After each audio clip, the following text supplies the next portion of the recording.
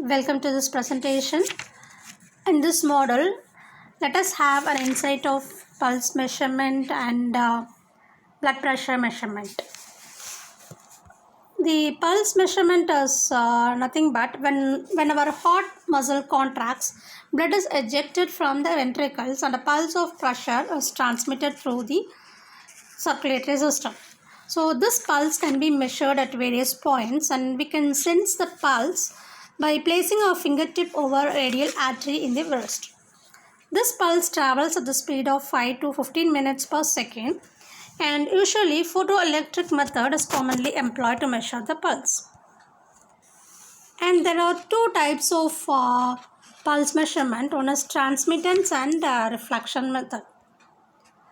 In transmittance method, we are using an LED and a phototransistor.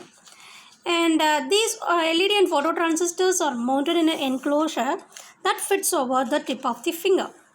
And the LED will produce light, and the same light will be passed through the finger.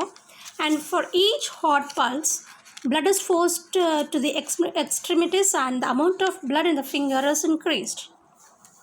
So optical density will be changed, and so the light transmitted through the finger is decreased, and this light is received by the photoresistor. This photoresistor is connected with a part of the voltage divider circuit, and the voltage produced by this circuit is directly proportional to the amount of blood flow, and this output is recorded by using a strip shot recorder. And the second method is reflectance method. In reflectance method, LED is placed adjacent to the photoresistor. The LED emits light, and this light is reflected from the skin, and the tissues falls on the photoresistor. The reflected light varies depending upon the blood flow in the finger. So here also the output obtained is directly proportional to the amount of blood in the finger. The output can be recorded using strip shot recorder.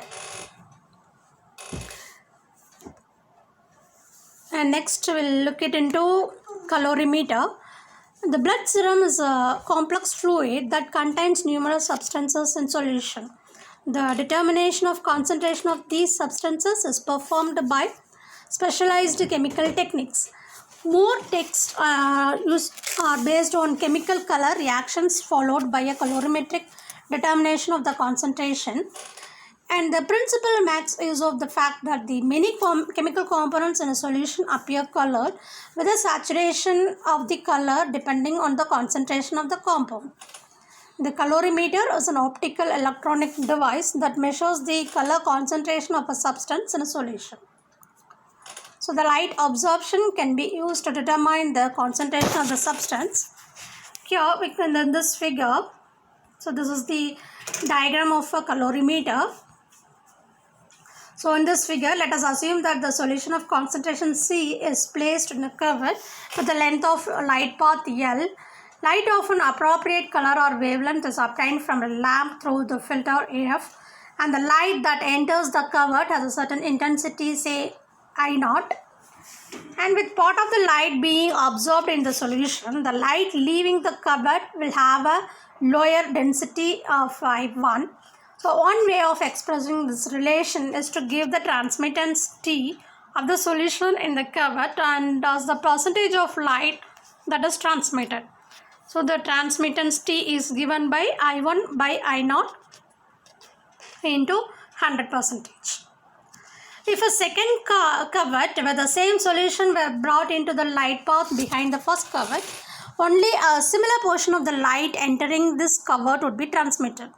The light intensity I2 behind the second cuvette is given by I2 is equal to T into I1, and therefore I2 is equal to T squared into I0. So substituting the value of I1, we get the second equation. So the light transmitted through successive cuvettes decreases in this same manner. So this measure is the absorptions of our optical density A. A is equal to minus log of I1 by I0, and A is equal to log of 1 by T. The total absorptions of the two cuvettes is the sum of the individual absorptions, and the amount of light absorbed depends on only on the number of molecules of the absorbing substances that can interact with the light. So if instead of two coverts each with the path length L, one covert with path length 2L were used, the absorption would be the same. That is shown in this figure. So here only one covert is used instead of two coverts. It has a length of 2L and both are same. And similarly, if a covert of same length L is used but with a concentration of 2C, then the absorption will also be the same.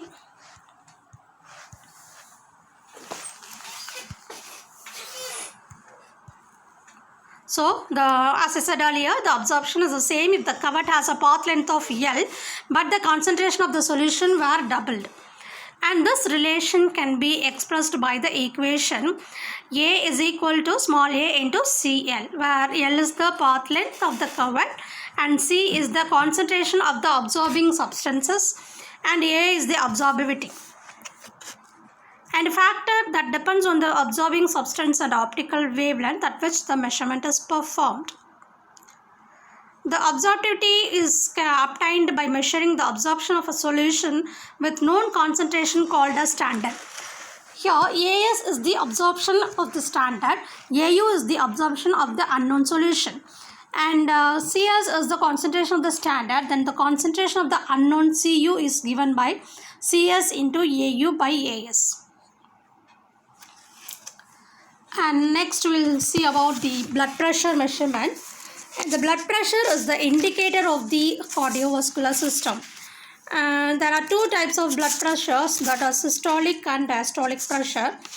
And the blood pressure is usually measured by using two methods, that is direct method or indirect method.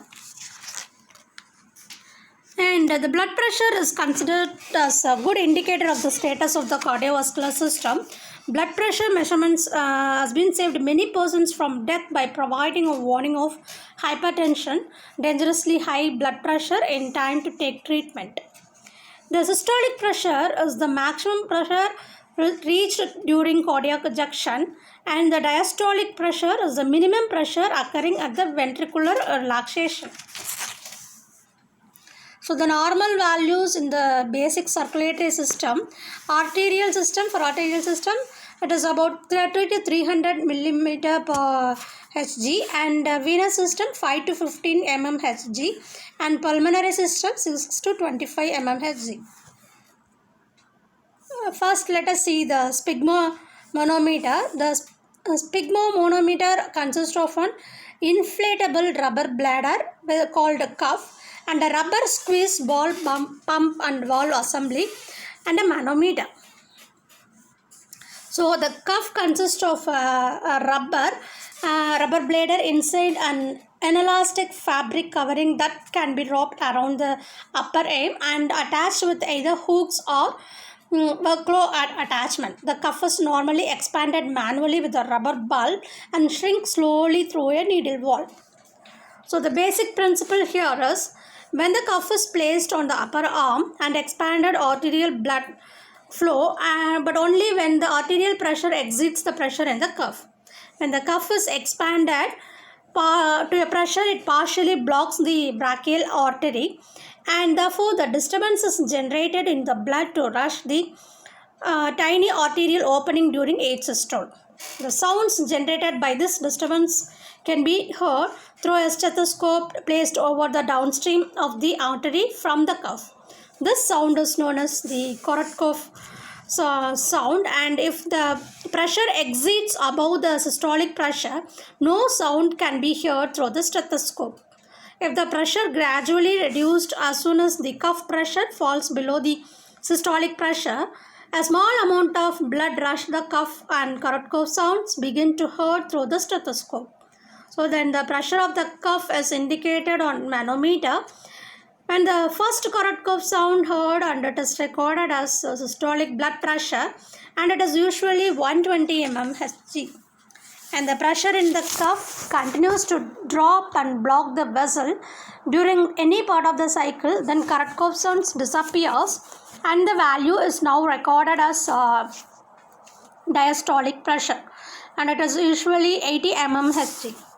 And a familiar method of locating the systolic and diastolic pressure values listening to the correct cough sounds is called oscillatory method of sphygmomanometry. And alternative method that physician can identify the blood flow feeling the pulses, palpatory method. So these are the procedures of a sphygmomanometer. And next we'll see about a direct measurement. In this direct measurement is used when accurate blood pressure reading is required. So if you want to know the blood pressure in deep region, indirect method is not useful. So direct method will be used. So this diagram shows the setup for blood pressure measurement of direct method. So the catheter tip probe sensors mounted at the tip of the probe is used here. The pressure exerted on the tip is converted into corresponding electrical signal.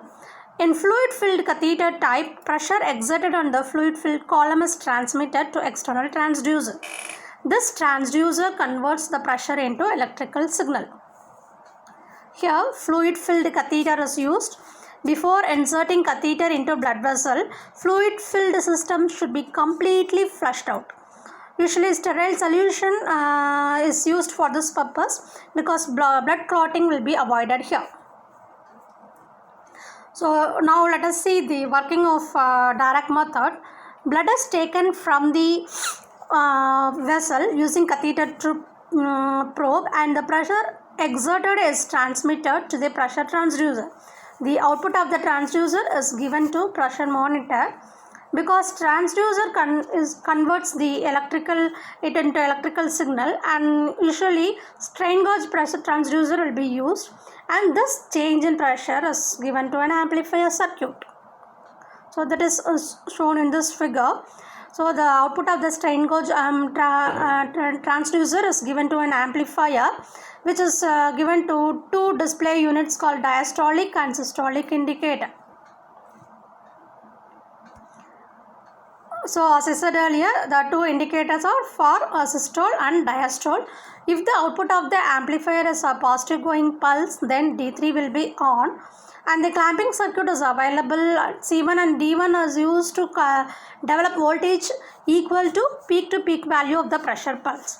This voltage appeared across R1 resistance, and D2 is on, and so C2 charged to the peak value, and the diastolic pressure is displayed using the indicator M2. So M2 reading is given as the peak systolic value minus peak pressure value. Thank you.